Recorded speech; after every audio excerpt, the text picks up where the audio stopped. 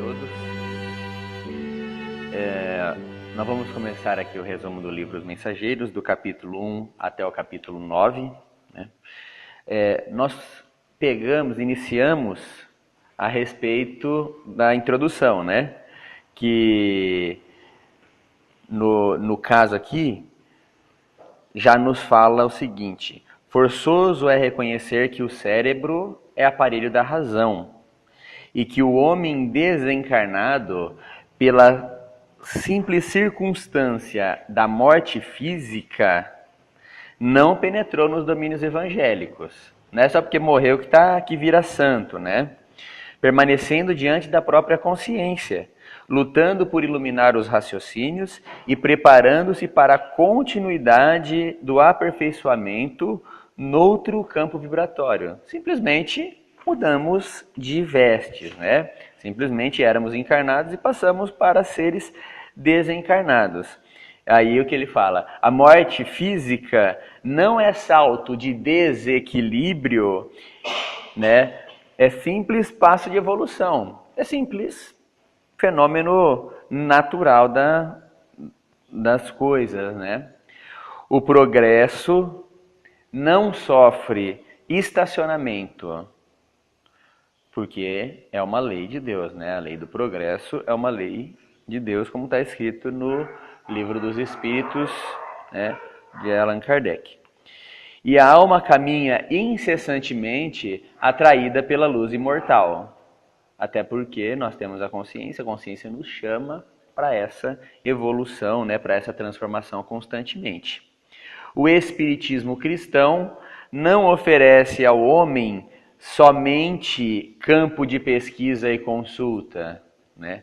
Não é só a instrução que o Espiritismo nos traz, no qual raros estudiosos conseguem caminhar dignamente, mas muito mais do que isso, muito mais do que estudo, muito mais do que uma biblioteca cheia de livro, ele revela a oficina da renovação, onde cada consciência, né, cada espírito, cada aprendiz deve procurar a sua justa integração com a vida mais alta pelo esforço próprio, pela disciplina de si mesmo e pelo autoaperfeiçoamento. Então, é aí, né, nessa mudança interior, né, que é a necessidade que o espírito tem de se transformar. Não falta concurso divino ao trabalhador de boa vontade. No caso daqui do livro, né, o serviço de Aniceto, né, as palavras, reconhecerá que não é fácil prestar assistência espiritual aos homens, que é o trabalho que André Luiz está fazendo no livro Mensageiros, né? Ele já mostra que não é fácil. Por quê? Porque a humanidade, quando está encarnada, nós vamos ver daqui mais para frente aqui na nossa conversa de hoje, não está muito aceita, né? Pode ser preparado, pode ter um monte de estudos antes, mas a hora que chega, não vamos ver, ainda cai, né? Esse livro, o conceito que vai estar falando aqui, é um relatório incompleto da semana de trabalho de André Luiz vindo para a Terra, né? E nós estamos na lição já 29. André Luiz ainda não chegou no trabalho, vamos dizer assim, que ele veio fazer, que é vir até na Terra ajudar nesse serviço de mensageiros. Toda a informação está vindo preliminarmente, né? Constituindo o material do livro, né? Então, é um relatório incompleto de uma semana de trabalho no Centro dos Mensageiros, junto com os homens, destacando a necessidade da ordem moral no quadro de serviços dos que se consagram a atividades nobres de fé, né? Dos trabalhadores, dos espíritos amigos que são responsáveis por gerir todo um centro espírita ou uma reunião, uma sessão de qualquer outro tipo de religião, qualquer serviço no bem, né? Ou o nosso espírito protetor, né? Nós podemos dizer assim. Aí o que ele fala aqui, ó, só a transformação de ti mesmo, né, de nós mesmos, à luz da espiritualidade superior, facultará acesso às fontes da vida divina. E é só essa mudança em nós, né? E sobretudo, recorda que as mensagens edificantes do além, né, todos os livros, assim, não se destinam apenas à expressão emocional, né, a fazer a gente chorar num livro bonito, né, nada dessas coisas. De falar, olha como é belo e tudo mais. Mas acima de tudo, chama o senso nosso ao Filho de Deus, né, de como filhos do Criador, né? A responsabilidade de cada um de nós, para que faças o inventário das nossas próprias realizações e que integre, de fato, na responsabilidade de viver diante do Senhor. É isso o que Emmanuel já põe para a gente ter o foco quando começa a estudar e a ler o livro dos Mensageiros, né? Aí no primeiro capítulo, André Luiz, ele intitula ele como Renovação. Por que renovação? Porque André Luiz sai do nosso lar, né?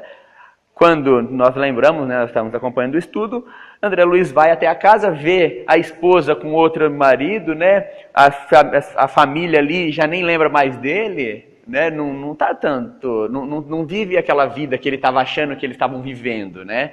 Que ele vivia interiormente, querendo ver a família, querendo saber como que estava e tudo mais. Ele percebe que eles pularam aquela etapa, né? Então, esse capítulo 1 mostra a renovação de André Luiz. Esse outro lado dele olhar, né? Ou seja, ele falava assim que antes a inquietude relativa da companheira torturava-me incessantemente o coração. É saber como que ela estava. Mas agora, ele viu que ela não estava nem ligando, né? Que ela estava com outra coisa, né? Outra vida. Agora vendo-a profundamente identificada com o segundo marido, não vinha recurso a procurar diferentes motivos de interesse. Ele não precisava ficar focado ali, né, na ajuda ali da família, porque a família já estava em outra, né? Então ele vai e foca em outro objetivo. Antes vivia a afeição de caramujo. Olha como que ele se coloca. Interessantíssimo essa associação. Afeição de caramujo, segregado numa concha impermeável lá, né? Pequenininho, protegidinho aos grandiosos espetáculos da natureza. Pequenininho via o gigante que era em volta, mas rastejava no lodo. Agora convencia-me da dor que agira na minha construção mental a maneira de alvião pesado, cujos golpes eu não entendera de pronto. Esse alvião, né, que foi o sofrimento, que foi ele ver ali aquela questão, quebrara a concha das antigas viciações de sentimento e libertara-me, expusera meu organismo espiritual ao sol da bondade infinita. Então esse acordamento que teve para ele, né? E comecei a ver mais alto, alcançando longa distância. Pela primeira vez cataloguei adversários. Olha o que aconteceu, abriu a visão. A categoria de benfeitores. Não mais procurei a esposa no mundo. A companheira não pudera compreender-me. E sim, quando ele ia lá na terra, ele ia visitar a irmã Félia.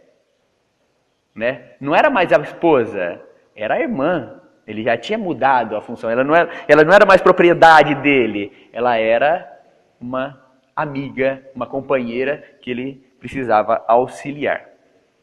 Compelido a destruir meus castelos de exclusivismo injusto, senti que outro amor me instalava na alma. Qual que é esse amor?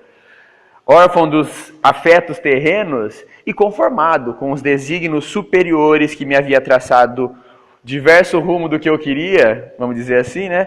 Comecei a ouvir o apelo profundo e divino da consciência universal. A vida espiritual, inexprimível e bela, abria-me os pórticos resplandecentes. Até então, viver em nosso lar como hóspede, enfermo de um palácio brilhante, tão extremamente preocupado comigo mesmo. Mesmo que me tornara incapaz de anotar deslumbramentos e maravilhas. Estava tão preocupado com o seu umbigo que não via a grandiosidade que era em volta dele ali, estar em nosso lar. A conversação espiritualizante Transformou, né? Tornara-se indispensável para ele, na vida dele. Não mais desejava informar-me das procedências dos infelizes.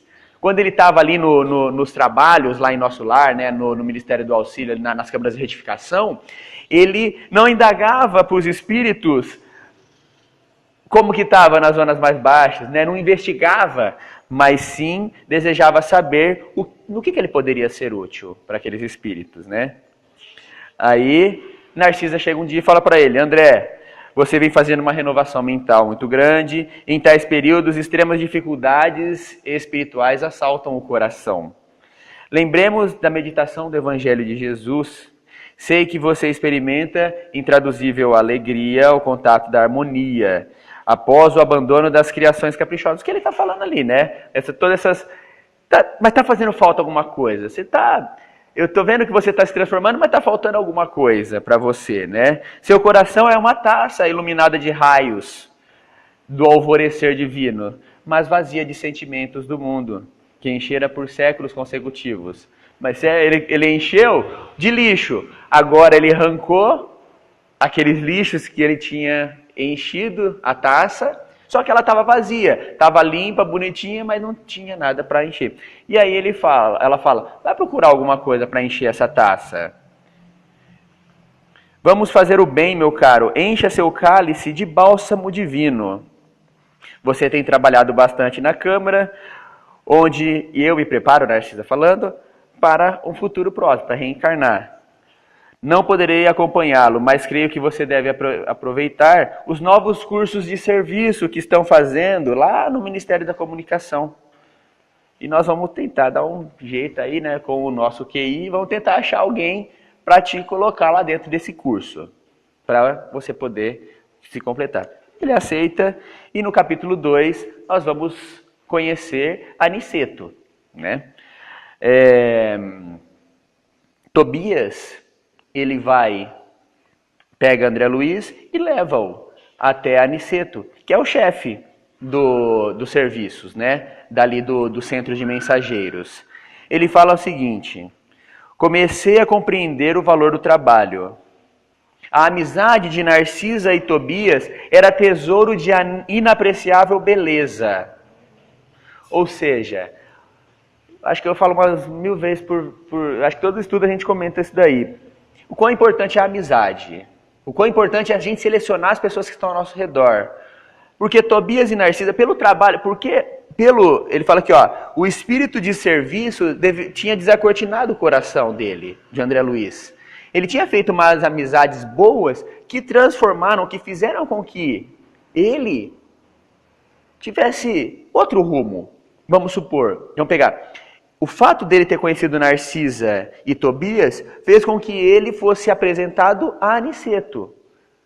Aniceto vai dar curso para ele aprender, para ele melhorar, para ele fortificar. Ou seja, o bem, né, a amizade que ele fez com pessoas do bem, fortaleceu ele, convocou ele para conhecer mais pessoas, trazer mais conhecimento, enfim. É isso o que a gente deve fazer aqui, né, na Terra. Nós devemos buscar a todo instante nos cercar de pessoas do bem que nos intuem, que nos auxiliam, que nos mostram o caminho bom, nos norteiam aonde a gente tem que ir, né?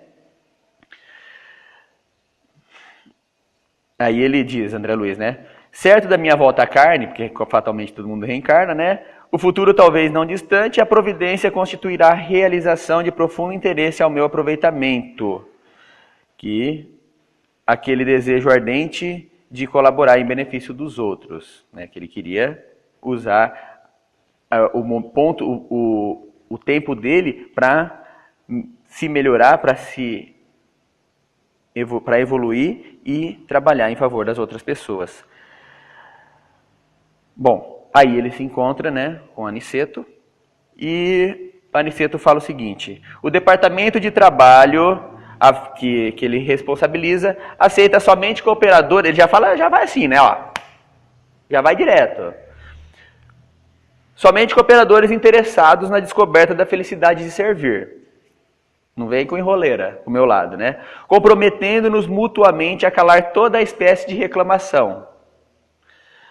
Ninguém exige expressão nominal nas obras úteis realizadas, mas todos respondem pelo erro que cometeu, né? Então não está ninguém aí para se vangloriar, mas nós temos que ficar atentos porque o erro será cobrado de cada um, né? Achamos-nos aqui num curso de extinção das velhas vaidades trazidas do mundo carnal. Consideramos que toda possibilidade construtiva vem do nosso Pai e essa convicção nos auxilia a esquecer as exigências descabidas da nossa personalidade. Nos trabalhos de emergência, destinado à preparação de colaboradores ativos, tem um quadro de 50 aprendizes, de 50 lugares. Tenho presentemente um padre, um médico, 6 engenheiros, 4 professores, 4 enfermeiras, 2 pintores, 11 donas de casa e 18 personagens diversos. Tem 3 vagas sobrando. Uma delas, André Luiz entra. Para vocês perceberem que, olha que interessante, quando a gente estava lendo isso aqui, estudando sobre essa parte. Tem vaga aberta. É diferente de uma faculdade que, às vezes, a pessoa não tem condição de pagar e não é ocupada. Mas lá em nosso lar, tinha curso com vaga aberta e não tinha gente querendo fazer. Mesmo lá em nosso lar, pessoa que não busca instrução, que está no comodismo. Tem o negócio lá em aberto, é a mesma coisa que às vezes a prefeitura faz, o SESC faz alguma coisa cultural e sobra um monte de vaga lá e de graça para entrar, não sei o quê. Mas as pessoas não querem, preferem ficar assistindo futebol, preferem ficar na sua zona de conforto, mas não vai se instruir. O curso era de graça, vamos dizer assim, precisava de recursos assim, de bônus hora, de trabalho, precisava só de boa vontade de ir, em procurar em desejo de servir, mas tinha vaga aberta. Então, faltava gente em nosso lar, uma colônia de 1 milhão de habitantes, faltava gente com vontade de fazer o curso. Né? Naturalmente, não se negará ao engenheiro, operário, né? Quem quer que seja, a pessoa que está com outro sentimento, numa outra área, aprender outra coisa. Mas aí tem que ser da vontade dele próprio na hora de descanso dele, né? É essa a questão, tem que ser de esforço próprio. Temos interesse em aproveitar as horas no limite do máximo, não só em benefício dos que necessitam concurso fraternal, mas também de nós mesmos no que toca à eficiência. Aí para encurtar o negócio, André Luiz, você quer? Quero. Então, a diretriz é traçada, é assim que você vai ter que seguir aqui dentro. Aí ele aceita. Lá no centro de mensageiros, André Luiz chega num negócio gigante, né, num pavilhão enorme, fala, nossa, isso daqui tudo é o Ministério da Comunicação, né? Esse tanto de coisa aqui, né, grande desse jeito, só para comunicação. Aí Tobias, que está levando ele até o local onde está vamos dizer assim, a salinha de reunião onde eles estão, ele fala o seguinte: o centro prepara entidades a fim de se tornarem cartas vivas de socorro, né, de auxílio aos que sofrem no umbral, na crosta e nas trevas. Prepara pessoas para encarnar, né? Preparam-se numerosos companheiros para a difusão de esperança e consolo, instruções e avisos nos diversos setores da evolução planetária. Organizamos turmas compactas de aprendizes para a reencarnação. Né? Ou seja, o que eles preparam lá? Médiuns e doutrinadores. Mas olha aqui, gente. Olha como que é esse centro de mensageiros. Preparam-se a centenas, anualmente, só em nosso lar. Centenas de pessoas preparadas, capazes, reencarnam na tarefa.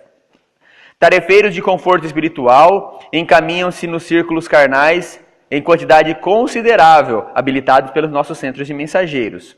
Essa preparação não constitui... mas aí ele fala assim, mas eu não vejo, André Luiz fala assim, mas eu não vejo tanto espírito evoluído desse jeito aí lá na Terra. Fala, calma aí, nós preparamos. Aqui sai espírito preparado, não é realização. Não está feito o negócio. Muito raros são os que triunfam. A maior parte erra, um pouco cumprir mal menos, né? Cumprir malemar a tarefa, e raríssimos são os que completam a tarefa que veio fazer, né?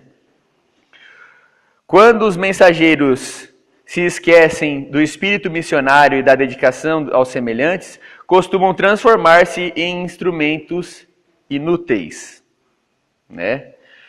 Ou seja, se não ocuparmos o nosso tempo em auxílio ao próximo, né? Ficamos nessa condição de seres humanos inúteis, né? A expressão mediúnica pode ser riquíssima. Entretanto, se o dono não consegue olhar além dos próprios interesses, fracassará fatalmente nas tarefas que ocupa. Aí ele fala aqui, ó. Esse tudo Tobias, tá, gente? Isso tudo Tobias falando, chegando até os fins do mensageiro. Raros triunfam, porque quase todos estamos ligados ainda aos pretéritos, né? As nossas culpas, nossos erros criminosos, que nos deformaram a personalidade. Em cada ciclo de empreendimentos carnais, acreditamos mais nas nossas tendências inferiores do que no passado das nossas possibilidades. Das nossas tendências inferiores do passado, do que as possibilidades de construirmos um novo futuro. Acreditamos mais na nossa incapacidade, na nossa pequenez, na nossa deficiência, do que no amparo da espiritualidade divina. Basta ver a gente, às vezes, num período de sofrimento, num momento de dificuldade da vida, é mais fácil a gente desesperar do que manter firme, falar, não, a espiritualidade lá do Centro Espírita de Barçanufo está junto comigo aqui e eu consigo passar por isso daqui, né? O menor problema a gente já fica doido, né? E André Luiz fica pensando, né? Fala, rapaz, eu achava que era aqui, o Ministério da Comunicação era como se fosse um correio, né? E aí ele percebe que o negócio é muito maior do que entreguinha de carta, né? Informaçãozinha para o povo da terra, né? Comunicação é essas cartas vivas, né?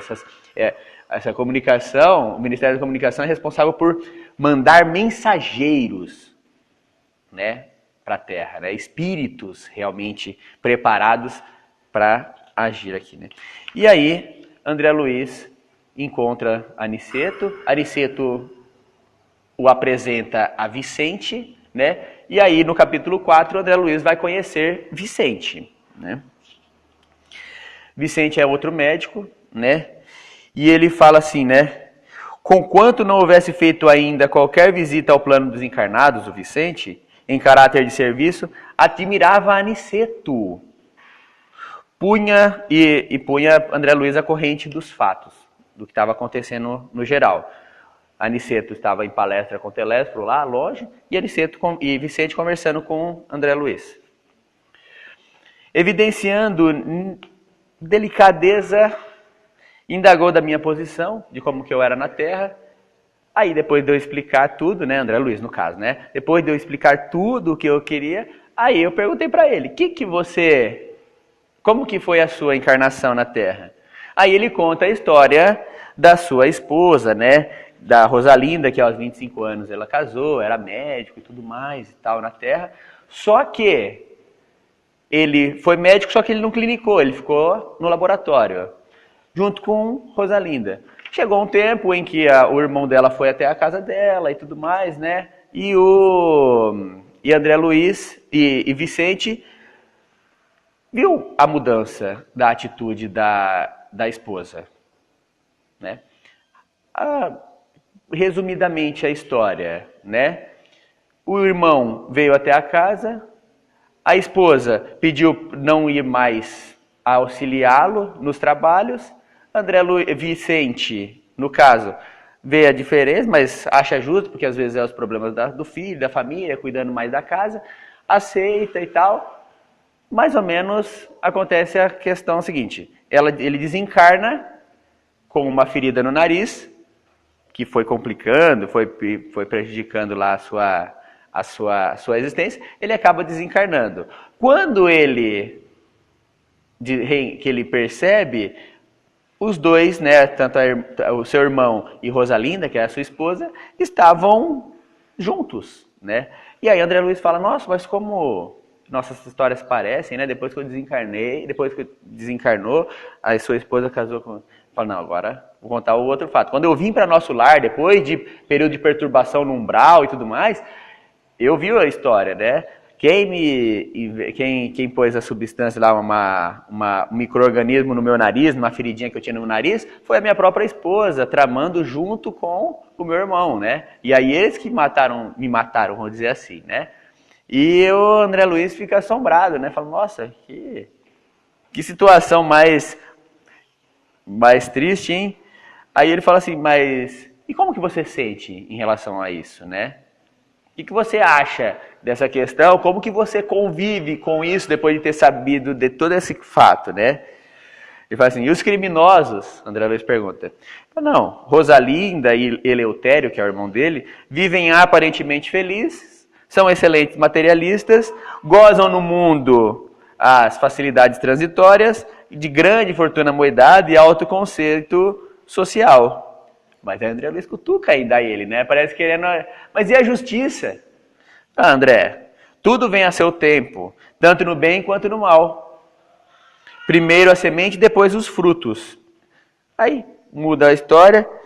Para nós, atualmente, meu amigo, o mal é simples problema e resultado da ignorância e nada mais. Mostrando o entendimento, né, que Vicente chegou, né, a ponderação que ele chegou de compreender a limitação da esposa, né, e do irmão. E falou assim, o problema é deles, né? Vicente, depois de um período de perturbação, também está fazendo a mesma coisa que André Luiz, né? Muda o foco e vai trabalhar, né? Bom, o capítulo 5 é ouvindo instruções. Capítulo 5 e 6 é uma palestra que Telésforo, que já foi também trabalhador ali do Ministério da Comunicação, e vai ter com o pessoal lá, com o grupo, aqueles 50, que no caso é 48, porque falta 2 ali na vaga para completar, né? Ele, basicamente, os 2 capítulos, ele fala o geral, de como que acontece a vida humana, da sociedade, da religião, e depois ele, no outro capítulo 6, ele já foca diretamente naqueles que estavam ali fazendo o curso, né? Ele fala assim, né? Agora conversaremos sobre a necessidade da representação da nossa colônia no círculo terrestre. Vemos nesta reunião grande parte de cooperadores de nosso lar, que faliram na missão da mediunidade e doutrinação. Ali dentro, daqueles 50, era todo o caso desse jeito, falidos pelos conhecedores, né, mas falharam nessa parte, mediunidade e doutrinação. Mas também tem outros casos de colegas que trabalham as provas dessa natureza, né, para serem isso na Terra. Nossa tarefa é enorme, precisamos disseminar ensinamentos novos relativamente à preparação dos que habitam nossa colônia, considerando o esforço e realização do presente e do futuro, né? Estudar agora para pôr em prática lá na frente. Desejamos e necessitamos auxiliar criaturas terrestres. Todavia, contra a extensão do nosso concurso fraterno, tem espíritos, tem obsessores, tem não sei o quê. Tem, mas só que tem dilatadas correntes de incompreensão. Incompreensão, espíritos que não compreendem esse propósito, né? Não relacionamos apenas a ignorância e a perversidade. Age também grande número de forças do próprio Espiritismo. Combatem-nos algumas escolas cristãs, como se não colaborassem com o Mestre Divino. A Igreja Católica, no caso, né, classifica-se a cooperação como diabólica. A Reforma Luterana persegue-nos a colaboração amistosa. Ah, mas... então o problema é lá fora. Não, ele continua. Há correntes espiritualistas de elevado teor educativo que nos malsinam a influência por querer o homem aperfeiçoado da noite para o dia, rigorosamente redimido a golpe instantâneo da vontade, sem realização metódica, sem se instruir, sem estudar realmente, né? Toda expressão religiosa é sagrada, toda. Todo movimento superior de educação espiritual é santo em si mesmo. Sacerdotes, pastores, palestrantes, enfim, não percebem ainda que o espírito da revelação é progressivo, como a alma do homem também é. A ciência progride no planeta. No entanto, à medida que se suprimem sofrimentos do corpo, multiplica-se aflições da alma. Ou seja, a medicina avança, mas em matéria de educação moral, precisamos também avançar, né? Hoje a gente tem remédio para qualquer tipo de dor, mas a gente não consegue, às vezes, curar a dor da incompreensão de si mesmo, das falhas de si mesmo, da nossa pequenez. A gente não consegue passar por cima das nossas falhas, né? Ocasionando quedas para nós, né? A gente tem o remédio que nos cura da doença física, mas nós não conseguimos transformar a causa, né, da doença que reside lá no espírito. Não existe em país algum preparação espiritual bastante para o conforto físico. Entretanto, esse conforto tende a aumentar naturalmente. O homem dominará cada vez mais a paisagem exterior, embora não se esqueça de si mesmo. A rigor, também nós compreendemos que o serviço de comunicação no mundo deveria realizar-se apenas no plano da inspiração divina para os círculos terrenos, do superior para o inferior. Mas como agir assim? Como que conseguimos, né, inspirar diante de milhões de enfermos e criminosos nas zonas invisíveis e visíveis da experiência humana? Concordamos que a referência ao Pai, a fé, a boa vontade, são expressões básicas das realizações divinas no homem. Mas não podemos esquecer que o trabalho é necessidade fundamental de cada espírito. Pode vir o que quiser, pode vir orientação, pode vir espírito, pode vir não sei o quê, mas é cada um que transforma. A gente não consegue transformar o outro, ninguém consegue. Você pode falar, sacramentar. A gente consegue dar exemplo e o exemplo fazer com que a outra pessoa intrinsecamente, dentro dele mesmo, fala, eu preciso mudar. Mas a gente não consegue mudar o outro falando, cobrando, mostrando, não muda. Se a pessoa não vier de dentro dela essa mudança, falar, eu preciso fazer isso daí em mim e colocar em si, aí ela muda. Se não, não muda, né? Quantos cooperadores conosco veem a extensão dos cipoais em que debate a mente humana? Criminosos agarram-se a criminosos, né? É assim que acontece na Terra, né? Doentes associam-se a doentes. Por quê? Porque tem o mesmo pensamento. Se eu tenho um pensamento de ódio lá na minha família, se eu acho, ou no centro espírita, eu falo, o dirigente, ele tem não sei o que. Na hora vem alguém na minha inspiração e fala, eu concordo com isso aí, eu também acho. Ou vem outro espírito, ou outro encarnado e fala, você não acha isso, sabe? Eu também estava pensando exatamente isso, né? Ou seja, essa corrente emaranhada de cipoais de pensamento que faz com que a gente se tropece, né? Na nossa vida, né? Precisamos oferecer no mundo os instrumentos adequados para a retificação, para a mudança espiritual, habilitando irmãos encarnados a um maior entendimento do Espírito do Cristo, do ensino, né, do que Jesus veio falar para a gente. Para consegui-lo, todavia, necessitamos de colaboradores fiéis que não cogitem condições, compensações, discussões, mas que se interessem pelo sublime sacrifício e renunciação das suas próprias vontades. Necessitamos de servidores que desejem integrar-se na escola evangélica da renúncia. Raros conquistam algum êxito raros conquistam êxito na mediunidade e doutrinação. A ignorância é mãe das misérias e das fraquezas e dos crimes. Jesus, mas olha que interessante, não é para a gente ficar no púlpito, né? Ou do alto para os pequenos. Jesus não esperou os homens atingissem a glória magnificente. Ao invés disso, desceu ao plano dos homens para amar, ensinar e servir. Não exigiu que nenhuma das criaturas se fizessem imediatamente iguais a ele para ele passar a informação. E sim, Jesus desceu. Jesus veio até nós e aí sim se fez como homens para ajudá-los na subida áspera.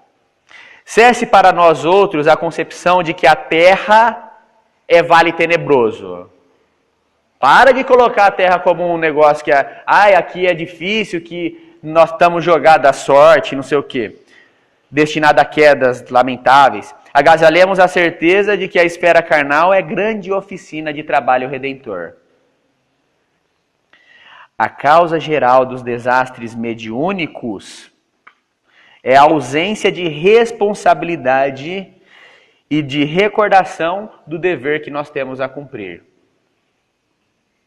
É isso o que a gente tem que seguir, né? Esquecer a nossa folga, preguiça e tudo mais, e colocar-nos como seres conscientes do nosso dever, conscientes do que nós temos que fazer aqui, né? Como médiums, muitos de nós, eu vou pôr aqui da forma como ele coloca, né, em terceira pessoa, mas vocês me colocam no meio do negócio, né? Como médium, muitos de vós preferis a inconsciência de vós mesmos. Como doutrinadores, formulavam conceitos de exportação, jamais para uso próprio. Consola, fala, Jesus fala isso, mas na hora de pôr em prática no meu dia a dia eu não coloco. Para os outros eu dou lição aqui, 2 minutos. O Espiritismo é revelação divina para a renovação fundamental dos homens. Não atendemos ainda como se faz indispensável a construção do reino de Deus em nós. A gente põe e fala, aquela questão que todo mundo fala, né? Nossa, essa palestra serviria para o meu irmão, para o meu pai, para não sei quem. Mas a gente nunca coloca que aquele livro, que o que a gente está lendo, que é para mim. É para mim, porque eu que estou aqui. Se meu irmão está assistindo novela, ele está lá, ele não é para ele. Porque ele está lá, ele não está pronto para aquilo. Ele não quer. Não adianta brigar. Não adianta, né? Aí ele fala de novo, o Telésforo fala o que Aniceto falou para André Luiz lá na casa dele, de Aniceto. Necessitamos de servidores de boa vontade, leais ao espírito da fé. Só isso. Vocês querem, né? Então, basicamente é isso daí. Aniceto, Telésforo acaba a palestra, Aniceto sai com o Telésforo e deixa eles para conversarem entre eles, né? E aí Vicente e André Luiz vão ouvir algumas pessoas, né, alguns espíritos a conversarem. Sobre o capítulo 7, fala sobre a queda de Otávio, ele fala o seguinte, né? Tive amigos generosos no plano superior que se faziam visíveis. Aqui vai contar vários espíritos que caíram, né, que falharam na encarnação, né? Uns por medo, uns por dificuldades, por colocar dificuldade maior do que era, enfim, né? O interessante aqui é a gente perceber a dificuldade de André Luiz. Olha a diferença de André Luiz e Emmanuel. Emmanuel conhecia o Espiritismo desde o começo, quando começou a psicografar com o Chico, né? André Luiz não conhece, ele ouve algumas conversas aqui e ele não entende as palavras. Ele fala assim, quando no mundo eu não tivera contato especial com as escolas espiritistas e experimentava certas dificuldades em compreender tudo quanto eles desejavam dizer. Como eles foram espíritas na Terra, esses caras falidos, André Luiz tentava entender, mas tinha muitas palavras que ele não sabia o que significava, porque ele não era espírita quando ele estava na Terra, né? Então, é bem interessante essa associação, né? Aí, Otávio falando sobre a sua queda, né? Os estudiosos, crentes e simpatizantes no campo da fé podem alegar ignorância. Agora, os sacerdotes não tem desculpa, né? Quem fala aqui e tal não pode falar nada. O missionário é obrigado a caminhar com um patrimônio de certezas tais que coisa alguma o exonera das culpas adquiridas. Preparei-me por 30 anos para voltar à tarefa mediúnica, desejoso em saldar minhas contas e tudo mais. Não faltava lições. O matrimônio não deveria estar na minha lista de cogitações para que não prejudicasse o exercício da mediunidade. Aí chega lá e com os 20 anos eu tenho que receber 6 espíritos na minha casa. Bom, aos 13 anos ele fica órfão de mãe, a mãe sempre indicou ele para o caminho certo, ele não vai no centro espírita, ele já começa desde o começo já tudo errado, né? É indicado para ir, ele não vai, ele vai de vez em quando, não mantém o negócio firme. Com 13 anos ele perde a mãe, com 20 anos ele perde o pai, casa, tudo fora do que estava programado para ele, né? Ele se casa porque ele, não se encontrando junto com as pessoas que estavam ao seu redor, ele vai procurar um médico. Ele vai procurar uma pessoa para tentar orientar ele. E o médico, tendente às coisas da matéria, fala para ele que ele deveria procurar experiências sexuais. E ele não era para ter nem casado, né? Então, aí ele já entra nas suas falhas. O pai, depois que a mãe desencarnou, casou com outra mulher. Ele não aceita a mulher, briga com a mulher tem 3 filhos. Quando o pai morre, essas 6 entidades que foi destacada do nosso lar para ele cuidar, que ele se comprometeu em cuidar, são esses 6 filhos. São esses 6 filhos do casal ali, né? Mas como ele já tinha essa rusga, ele rejeita os filhos, rejeita a madrasta morre no leprosário e ele envereda, né? Na sexualidade, na vida mundana e tudo mais, tentando misturar as coisas da matéria, né, e com as coisas espirituais, né, com a sua faculdade mediúnica, até que, continuando a minha tragédia, inventei o meu próprio tormento. Casou. Coisa que ele não era para ele casar. Só que essa esposa que ele casou tinha fortes tendências, ligações espirituais com espíritos não bons, né? A esposa que me ligara, né, era criatura muito inferior à minha condição espiritual e atraiu uma entidade monstruosa em ligação para ela para tomar papel de meu filho. Aí, o que acontece? Olha a conclusão que ele chega. Como que você sai da consciência? Diz aí, ó. Releguei na rua 6 criaturas, entidades que vinham de nosso lar. Criatura preparada, melhor um pouco, né? Cuja convivência correria decisivamente para minha segurança moral. Mas a companheira e o filho, ao que me pareceu, incumbira-se da vingança. Como eu joguei fora lá, ali veio a treta, né, como diz. Atormentaram-me ambos até o fim da existência. Até o fim da existência. Sabe quantos anos que ele desencarnou? 40 anos. Sofreu? Sofreu um pouquinho, será? Né? Sem construir nada no terreno do bem. Então, uma decisão errada lá no começo, lá com 10 anos de idade, 12 anos de idade, fez com que enveredasse desastre por desastre, né? Na lição 8, que é o desastre de Acelino, ele fala assim, ele começa dizendo, não sou criminoso no mundo, mas um falido para Deus e para nosso lar. Eu perdi jogando. Tive 11 anos de tormento nas zonas inferiores, de modo que ele vê o Acelino, ele encara o Otávio como, filho, você não está sofrendo mais do que eu não, você pode ter certeza que eu estou pior que você. Você tem uma ideia, né? Como que foi a situação, né? Ele fala o seguinte,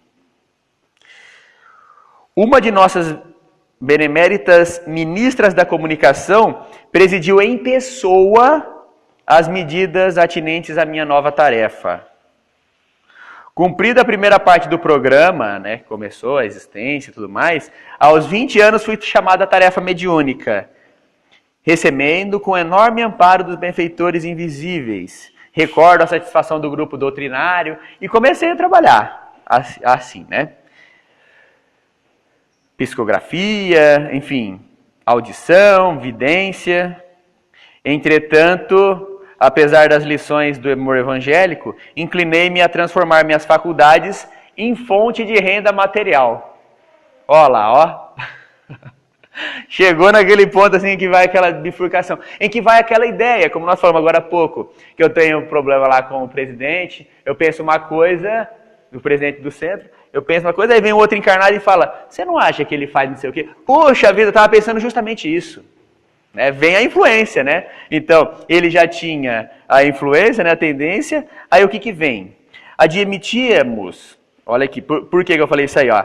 Admitíamos que no fundo o trabalho era dos desencarnados, mas eu também não tinha minha colaboração pessoal, então era justo eu cobrar um pouco de dinheiro para satisfazer a minha parte, porque eu também cooperava, né? Então, a desculpa para a gente fazer as bobeiras é, ó, 2 minutos vem, né? A desculpa para a gente cair, né? Bom, agarrei-me ao interesse inferior e fixei meu ponto de vista. Aí acabou. Depois que você fixou teu ponto de vista, depois que a gente fixa nosso ponto de vista, acabou. Ninguém mais muda a minha opinião.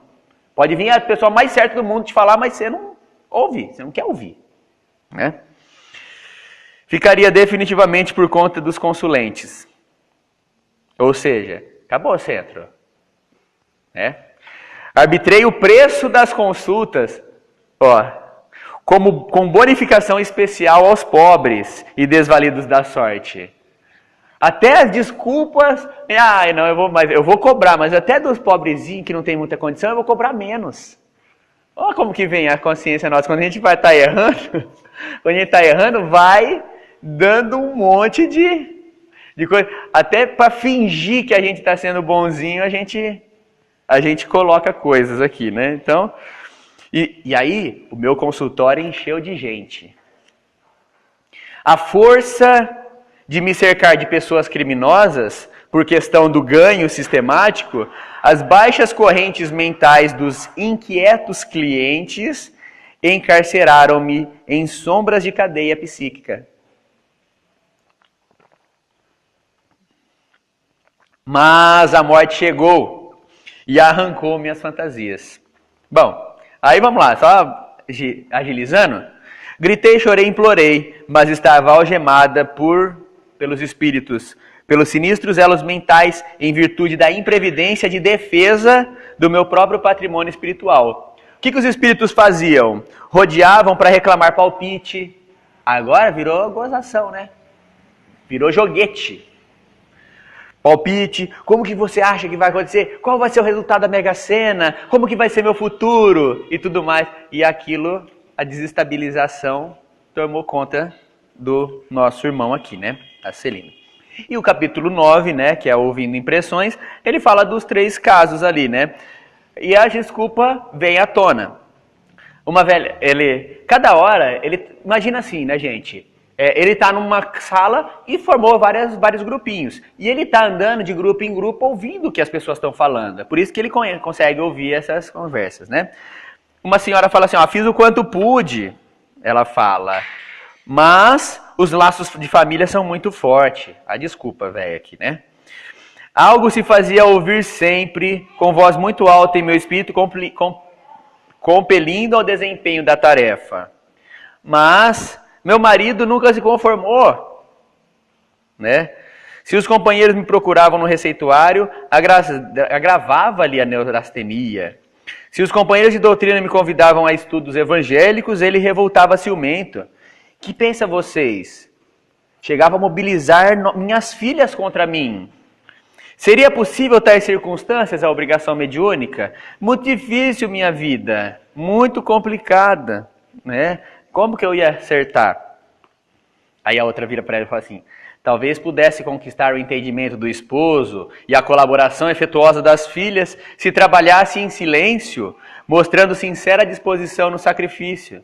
Se você colocasse em prática aquilo que você aprendia lá no centro, dentro da tua casa, talvez mudaria a questão. Nossos atos são muito mais contagiosos que as nossas palavras. Teríamos atendido perfeitamente aos deveres se tivéssemos usado toda a receita de obediência e otimismo que fornecemos aos outros, ela fala. Aconselhar é sempre útil, mas aconselhar excessivamente pode traduzir esquecimento das nossas próprias obrigações. Quando a gente fala muito para os outros, né? Quando a gente acha, o outro precisava ouvir, é que a gente está esquecendo que é a gente que tem que transformar, né? Não executei minha tarefa em virtude da irritação que me dominou, dada a indiferença de meus familiares nos serviços espirituais. Para bem ensinar, é preciso bem exemplificar. Né? Quase que mensalmente, Joaquim e eu, que é os dois ali, empenhávamos em discussões e não trocávamos senão insultos, mas também fluidos venenosos, segregados por nossa mente rebelde e enfermiça.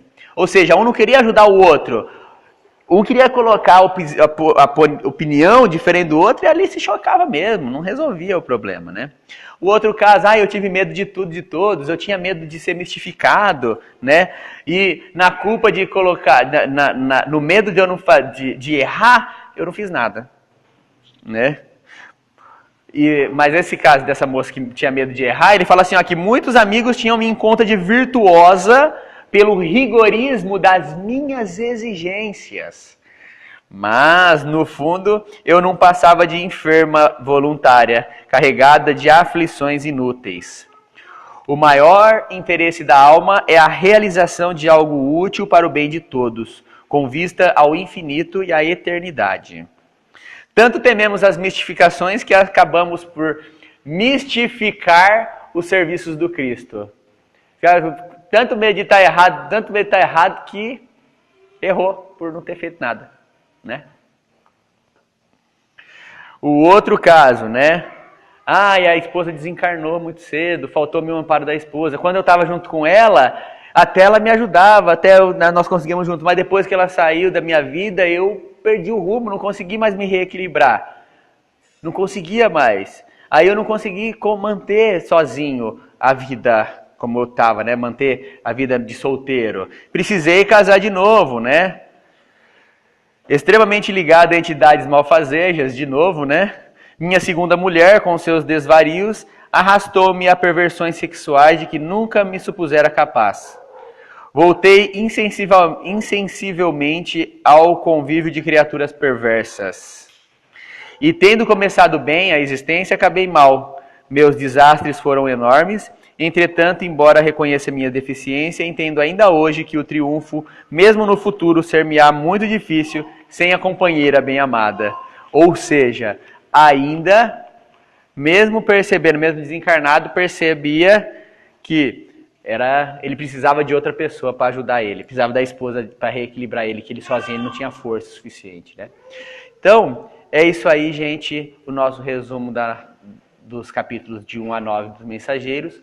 Que Jesus possa nos iluminar, nos abençoar e muito obrigado, pessoal.